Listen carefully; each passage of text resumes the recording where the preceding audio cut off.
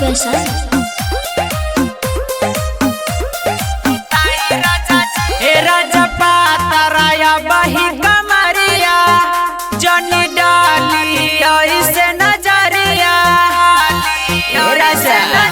बटे पातराया बही कमरिया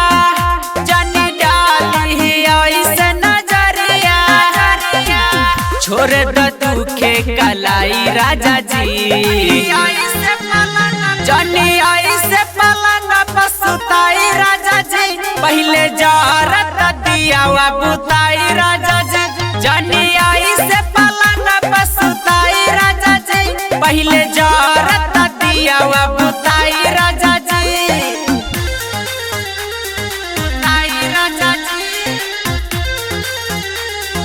जारत दिया बुताई राजा जी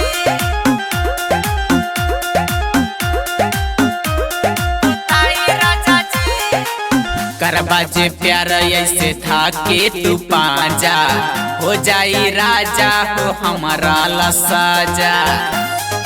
ए राजा हमारा लसाजा करबा जे प्यार ऐसे था के तू पाजा हो जाई हमारा बहुते हो साजा खाए के परी दवाई राजा जी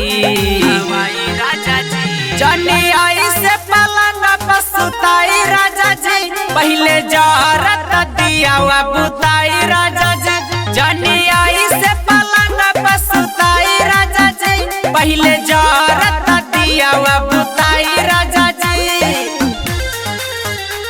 बुताई राजा जी जारत दिया बुताई राजा जी रिकॉर्डिंग स्टूडियो हाजीपुर वैशाली। बुझिला से जपाऊ राते बकरदा एहो बाला मत तबारा निदरदा एहो बाला मत तबारा निदरदा बुझिला से जपाऊ राते बकरदा